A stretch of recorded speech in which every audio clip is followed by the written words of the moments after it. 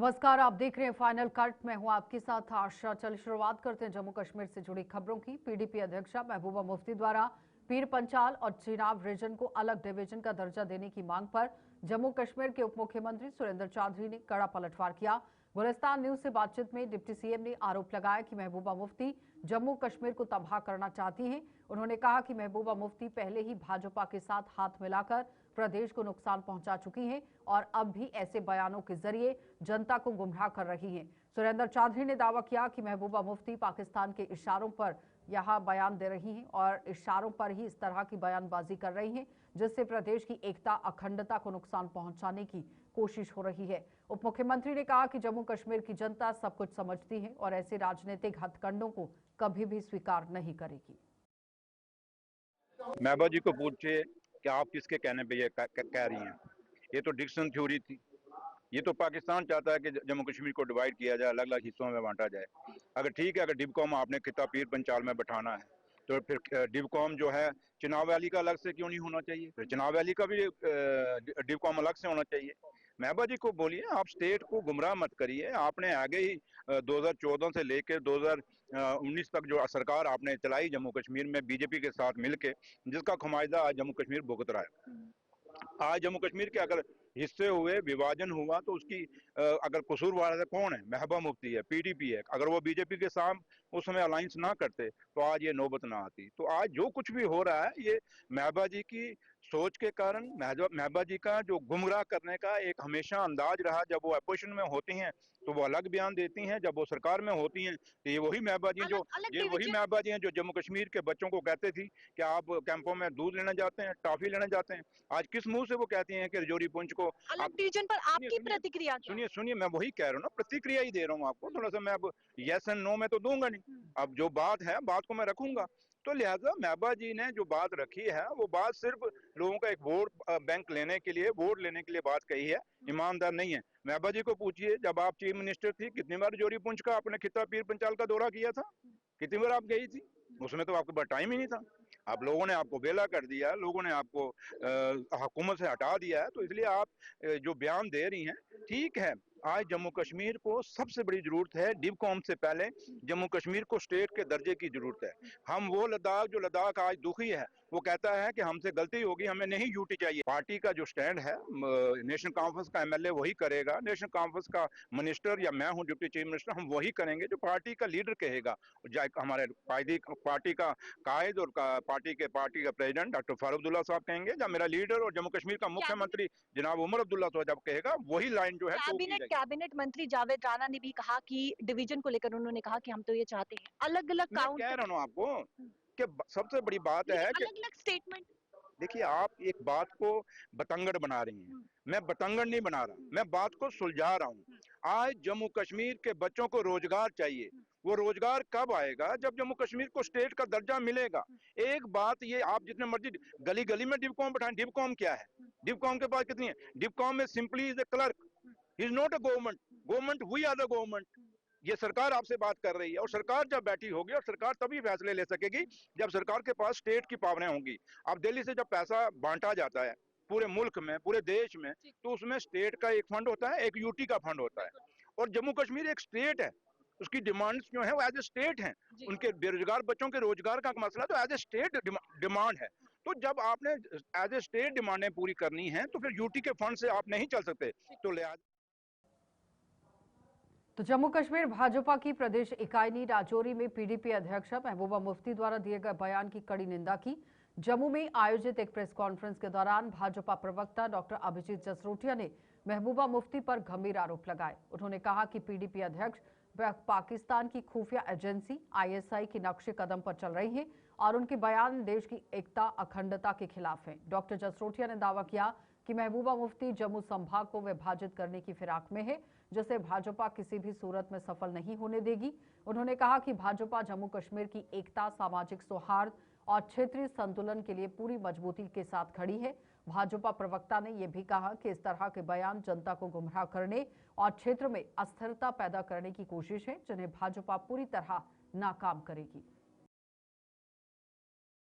इसके अंदर हमने साफ जो महबूबा मुफ्ती ने कल एक डिवाइसिव बयान दिए हैं, खासकर रजौरी पुंछ से, एक ऐसी जगह से जहां पर जब एज ए मेंबर पार्लियामेंट उनकी जमानत तक जब्त हो गई थी, जहां से उनका एक भी विधायक नहीं जीता हुआ है, वहां पर लोगों को बांटने की जो वो राजनीति खेल रहे थे, उससे हमें कंडेम करते हैं। और सबसे बड़ी बात ये आती है कि जो ज्ञान उन्होंने यहाँ पर परोसा, हमारे जम्मू डिवीजन को अलग अलग खंडों खंडों में बांटने की बात की, ये जरा कामराज और महाराज के लिए भी जरा ये बयान दे देते, क्योंकि जब तक कामराज की बात करें, जहां उड़ी टंगधर इन सब इलाकों की बात करें, इन इलाकों में तो कभी तरक्की हुई नहीं, ना नेशनल कॉन्फ्रेंस ने की, ना कभी पीडीपी ने की। और अनंतनाग जहां से वो जीतकर मेंबर पार्लियामेंट रही हैं, वहां पर तो लोगों ने आजादी के बाद पहली बार बल्ब देखा है, तो वहां पर तो उन्होंने कभी ये वाली इनको राजनीति नहीं सूझी, उनके लिए तो ऐसा कोई सुझाव नहीं था। यहाँ जम्मू जो अमन सुकून के साथ चल रहा है, जो रजौरी पंच और डोडा अर्शवाल डोडा को साथ लेकर चलता है, उनके अंदर ये डिवाइसिव और ये बांटने की राजनीति महबूबा मुफ्ती जो कर रही है, ये आईएसआई का एजेंडा है। यही पाकिस्तान का एजेंडा था, जिन्होंने एथनिक क्लींजिंग की थी हिंदुओं की,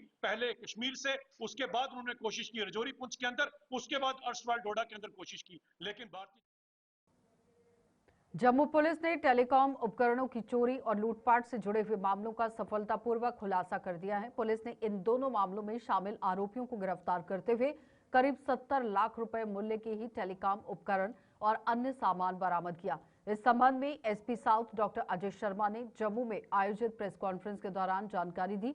उन्होंने बताया कि पुलिस ने तकनीकी जांच और लगातार छापेमारी के बाद कुछ 6 आरोपियों को यहां गिरफ्तार कर लिया है, यानी कि कुल 6 आरोपी पकड़े गए हैं और इनमें से 2 आरोपियों को न्यायिक हिरासत में जेल भेज दिया गया है, जबकि अन्य से पूछताछ जारी है।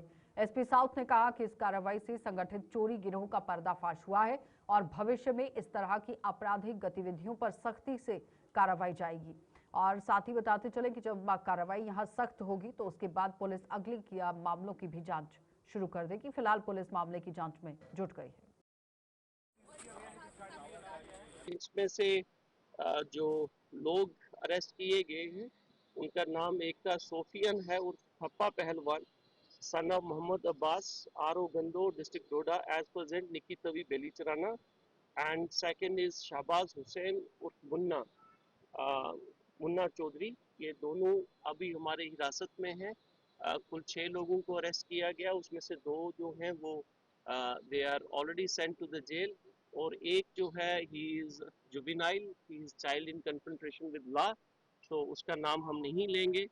और they were all arrested, and during course of investigation, as I said, that the entire recovery was made. और जो पहले वाला केस था जिसके अंदर टेलीकॉम इंफ्रास्ट्रक्चर की बात हमने की, जो 70 लाख के नबाब की जो रिकवरीज हुई हैं, उसमें जो 2 लोग अरेस्ट किए गए थे, एक का नाम Saddam Hussain Zargar, son of Ali Mohammad Zargar, RO चिन्नौट के हैं ये, district Doda, and the second one is Jahangir Ahmed Bhatt, son of Mohammad Hassan Bhatt. He is also from district Doda, और वो 2 लोग भी जेल के अंदर they are in judicial custody, and जो सेकंड एफआईआर जिसका मैंने आपको बताया, 2 लोग हमारे पीछे हैं। और जम्मू कश्मीर की बहादुर बेटी सीआरपीएफ की असिस्टेंट कमांडेंट सिमरन चौधरी ने पूरे देश का मान बढ़ा लिया है। और साथ ही बताते चलें कि जब पूरे देश का मान बढ़ाया है तो ये पूरे देश की बेटी हैं। नौशहरा की रहने वाली सिमरन चौधरी, जो कि 26 जनवरी को नई दिल्ली की कर्तव्य पथ पर होने वाली गणतंत्र दिवस परेड में सीआरपीएफ की टुकड़ी का नेतृत्व करेंगी और एक परेड कमांडर के रूप में सीआरपीएफ कंटिजेंट का भी नेतृत्व करते हुए यहां भारत के राष्ट्रपति को सलामी देंगी। ये उपलब्धि न केवल जम्मू कश्मीर बल्कि पूरे राष्ट्र के लिए गर्व का विषय है। सिमरन की इस ऐतिहासिक सफलता पर भाजपा नेता रविंदर रैना ने आज उनसे फोन पर बातचीत की और उन्हें बधाई दी, शुभकामनाएं दी। और रविंदर रैना ने कहा कि सिमरन चौधरी जैसी बेटियां देश की शक्ति, प्रेरणा हैं, जिन्होंने कड़ी मेहनत और अनुशासन से ये मुकाम हासिल किया है। कमांडेंट सिमरन जी बोल रही हैं?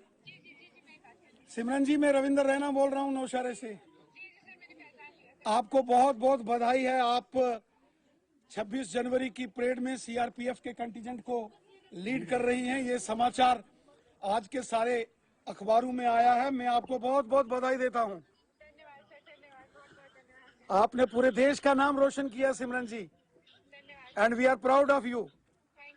और हमारी ओर से यहाँ पूरे गांव में बहुत सारे लोग आए हुए हैं, सारे एक्स सर्विसमैन आए हुए हैं ये सारे आपको जय हिंद बोल रहे हैं। जय हिंद, जय हिंद। आप भी 3 बार इनको जय हिंद बोलो सिमरन जी। जय हिंद, जय हिंद, जय हिंद, जय हिंद, जय हिंद। सिमरन जी, आपको पूरे जम्मू कश्मीर की तरफ से आपको हमारी बेस्ट विशेस है 26 जनवरी के लिए। असिस्टेंट कमांडेंट सिमरन जी बोल।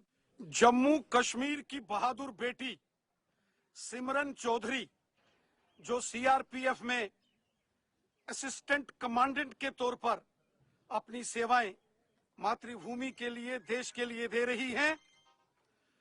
सिमरन चौधरी जी, जो कि एक जांबाज सीआरपीएफ अधिकारी के तौर पर जानी जाती हैं, जम्मू कश्मीर के नौशहरा के एलओसी के इलाके की रहने वाली ये हमारी जांबाज बेटी सिमरन चौधरी 26 जनवरी की परेड में सीआरपीएफ के कंटिजेंट को कर्तव्य पथ पर लीड कर रही हैं और देश की महामहिम राष्ट्रपति श्रीमती द्रौपदी मुर्मू जी को सीआरपीएफ कंटिजेंट के सलामी दस्ते को हेड कर रही हैं। ये पूरे जम्मू कश्मीर के लिए गर्व और गौरव के पल हैं। मैं असिस्टेंट कमांडेंट सीआरपीएफ सिमरन चौधरी जी को बहुत बहुत बधाई देता हूं और उम्मीद करता हूं कि वो कर्तव्य पथ पर 26 जनवरी को एक नया इतिहास रचेंगी। पूरे जम्मू कश्मीर, पूरे देश की दुआएं सिमरन चौधरी जी के साथ हैं। यह हम सब के लिए बड़े गर्व के और गौरव के पल हैं। अभी पूर्व सैनिकों के साथ सिमरन चौधरी जी ने बात की और लाल किले, जहां वो राजपथ से होती हुई, कर्तव्य पथ से होती हुई सलामी दस्ते का नेतृत्व करेंगी, वहां से पूरे जम्मू कश्मीर को सिमरन बालाजी ने। भारतीय जनता पार्टी द्वारा नितिन नवीन को पार्टी का राष्ट्रीय अध्यक्ष बनाए जाने के बाद देश भर में जश्न का माहौल बना हुआ है और इसी क्रम में जम्मू में भी भाजपा नेताओं और कार्यकर्ताओं ने जमकर खुशी मनाई। पार्टी नेताओं और कार्यकर्ताओं ने नाच गाकर और लोगों के आपदे के बीच में हलवा बांटकर खुशी का इजहार किया। भाजपा नेताओं ने कहा कि नितिन नवीन के नेतृत्व में पार्टी और अधिक मजबूत होगी, संगठन को नई दिशा, ऊर्जा मिलेगी। कार्यकर्ताओं का मानना है कि उनके अनुभव और नेतृत्व क्षमता से भाजपा आने वाले समय में देश हित के फैसलों को और प्रभावी ढंग से लागू करेगी।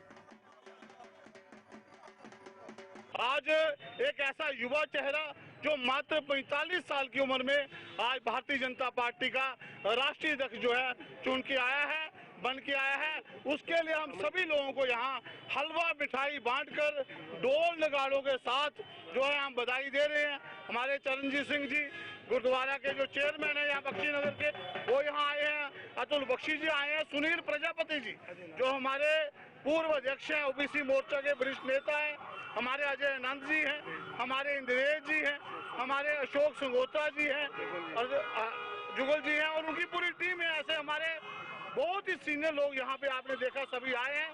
मैं आज यहाँ पे उनको भी बधाई देता हूँ और जैसा क्योंकि नितिन नवीन जी के साथ हमने खुद काम किया। मैं जब युवा मोर्चा का प्रदेश का अध्यक्ष था, वो राष्ट्रीय महामंत्री थे और यहाँ पे राष्ट्रीय एकता यात्रा 2011 में आपने देखा होगा, एक बहुत बड़ी यात्रा जो पूरे देश से चल के आई, जिसका मकसद था कश्मीर के लाल चौक में उस वक्त तिरंगा झंडा फहराना और उसका नेतृत्व अनुराग ठाकुर जी कर रहे थे और जम्मू कश्मीर के प्रभारी के नाते नितिन नवीन जी आए थे। हमने देखा दिन रात 1.5 महीना वो यहाँ रहे और दिन रात उन्होंने किस तरह उस यात्रा को सफल बनाया, कामयाब बनाया। उनकी कार्यशैली और कार्य क्षमता जो हमने देखी है और आज उसी को परखते हुए हमारे यशस्वी प्रधानमंत्री और हमारे राष्ट्रीय नेतृत्व ने आज उनको जो है राष्ट्रीय अध्यक्ष का पदभार सौंपा है, उनको वो चुन के इलेक्ट होके आए हैं। मैं आज अटल ऑटो स्टैंड पे खड़ा होकर आज नितिन नवीन जी को हार्दिक शुभकामनाएं दे रहा हूं। श्री बाबा लाल दयाल जी की 671वें अवतार दिवस के अवसर पर आज जम्मू शहर में आस्था का सैलाब उमड़ पड़ा। इस पावन मौके पर जम्मू के कई मंदिरों में विशेष धार्मिक कार्यक्रमों का आयोजन किया गया। पुराने शहर में स्थित बाबा लाल दयाल जी की प्राचीन मंदिर में श्रद्धालुओं की भारी भीड़ देखने को मिली और मंदिर प्रशासन की ओर से विशेष पूजा अर्चना, हवन और भजन कीर्तन का अरेंजमेंट किया गया था, यानी कि व्यवस्था की गई थी। भक्तों ने बाबा लाल दयाल जी की सुख शांति और समृद्धि की कामना उनसे मांगी है और मन्नतें भी मांगी। पूरे देश की सुख समृद्धि की कामनाएं की गई। आज का दिन सभी सेवकों के लिए बड़ी खुशी का दिन है। इस दिन का साल भर से सबको इंतजार रहता है कि कब बाबा लाल जी का जन्मदिन आए और हम बड़ी धूमधाम से बड़े हर्षोल्लास से इसे मनाएं। ये जन्मदिन भारत में ही नहीं, बाहर भी देश विदेशों में मनाया जाता है, क्योंकि बाबा लाल जी की जितनी गद्दियां हिंदुस्तान में हैं, इससे ज्यादा गद्दियां बाहर हैं, कुछ गद्दियां पाकिस्तान में हैं। सब जगह बाबा लाल जी का जन्मदिन मनाया जाता है। ये ऐसे संत हैं, बाबा लाल दयाल जी हिंदू संप्रदाय के ऐसे संत हैं कि जिनको हिंदू, मुस्लिम, सिख, ईसाई सभी मानते हैं। इनके द्वारे पे किसी जात पात का भी भेदभाव नहीं, इनके द्वारे पे सभी आते हैं जो इनके द्वारे पे आते हैं। बाद एक बार फिर आपका स्वागत है। श्री बाबा लाल दयाल जी की 671वें अवतार दिवस के अवसर पर शहर की त्रिकुटा नगर स्थित यहाँ मंदिर में भव्य धार्मिक आयोजन किया गया। इस पावन अवसर पर सुबह से ही श्रद्धालुओं की भारी भीड़ मंदिर में उमड़ पड़ी और भक्तों ने बाबा लाल दयाल जी की विधिवत पूजा अर्चना कर सुख समृद्धि और शांति की कामना की। मंदिर परिसर में भजन कीर्तन और सत्संग का आयोजन किया गया, जिससे पूरा वातावरण भक्तिमय हो गया है। आयोजन समिति द्वारा श्रद्धालुओं की सुविधा के लिए उचित व्यवस्थाएं भी की गई थी।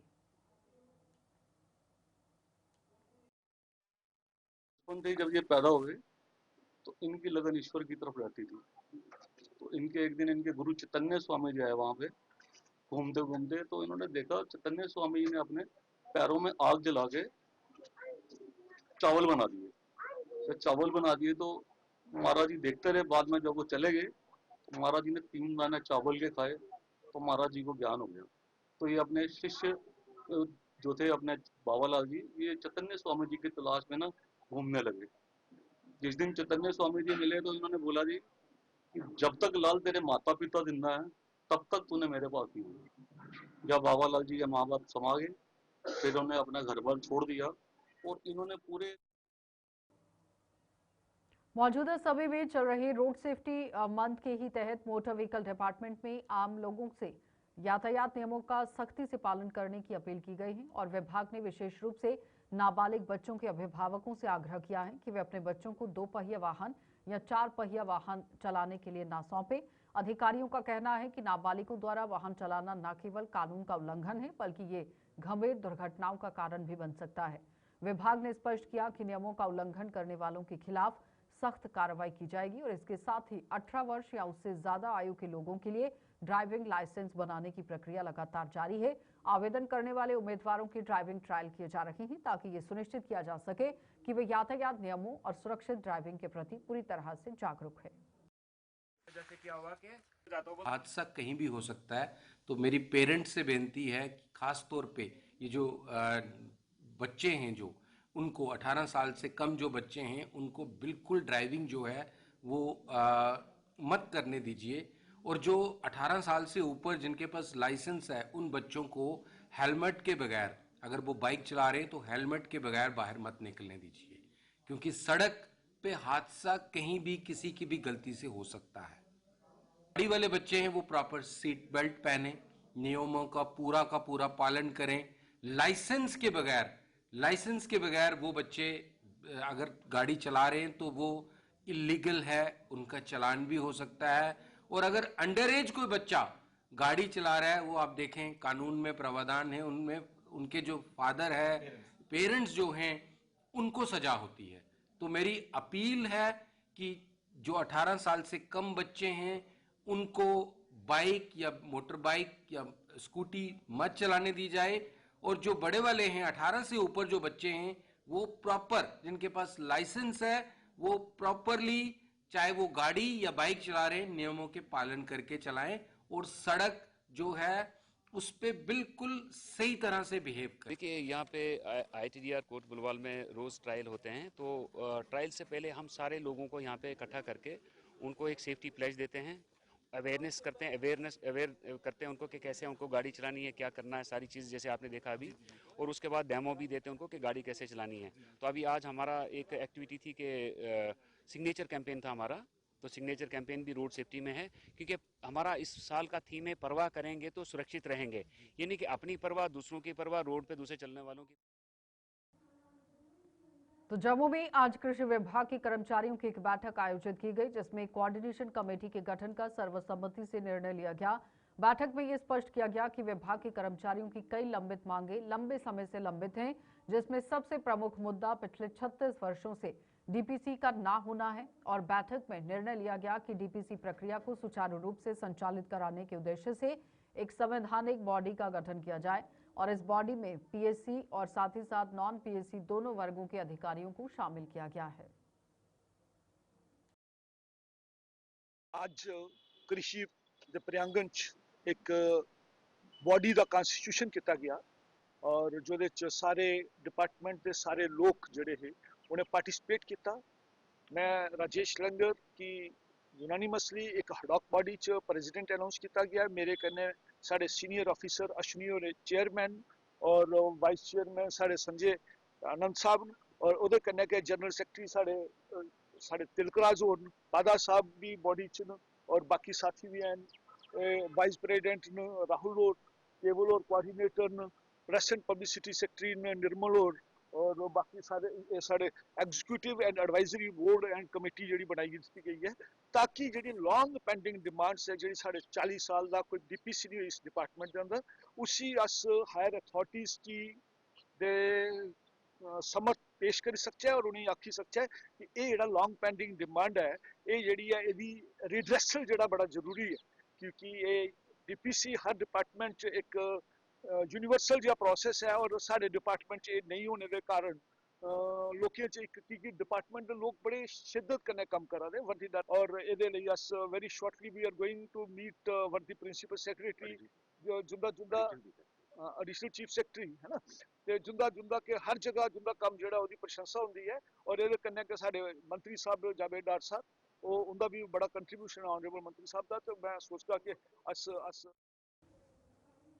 साथ जम्मू के लोअर रघुनाथ बाजार में व्यापारियों के लिए एक अहम खबर सामने आई है। लोअर रघुनाथ बाजार एसोसिएशन ने करीब 12 सालों के लंबे अंतराल के बाद अपने चुनावों का ऐलान कर दिया। एसोसिएशन के सदस्यों ने अपनी बात रखी। उनके अनुसार चुनावी प्रक्रिया 22 जनवरी से शुरू होगी, जिसमें इच्छुक उम्मीदवार नामांकन पत्र दाखिल कर सकेंगे। नामांकन जांच और अन्य सभी औपचारिकताओं के बाद में 24 जनवरी को चुनावी प्रक्रिया को पूरा किया जाएगा और इस बाजार में कुल 42 दुकानदार पंजीकृत हैं, जिन्हें चुनाव में भाग लेने और मतदान करने का अधिकार होगा। एसोसिएशन ने सभी दुकानदारों से अपील की है कि जो भी चुनाव करना या लड़ना चाहते हैं वे समय रहते सभी जरूरी दस्तावेज और औपचारिकताएं पूरी कर लें। 22 को हमारे नॉमिनेशन फॉर्म जिन्होंने भी भरने हैं 45 दुकानदार हमारे टोटल है पूरे बाजार में। तो जिसने भी जिस पोस्ट पे पार्टिसिपेट करना है वो शशिपाल गुप्ता जी है हमारे हरवंश साल वाले, उनको अपना नाम डिक्लेयर कर सकते हैं कि हमने प्रेजेंट में पोस्ट पे खड़ा होना है या क्या करना है, तो किसी भी पोस्ट पे खड़ा करना है, कैशियर पे किसी पे भी। तो हमारे 24 को हमने डिसाइड किया है कि 24 ऑफ जनवरी को हम इलेक्शन करवाएंगे। तो आप से सबको इनवाइट करते हैं पूरे बाजार। चलिए बुलेटिन में इतना ही, इजाजत दीजिए, नमस्कार।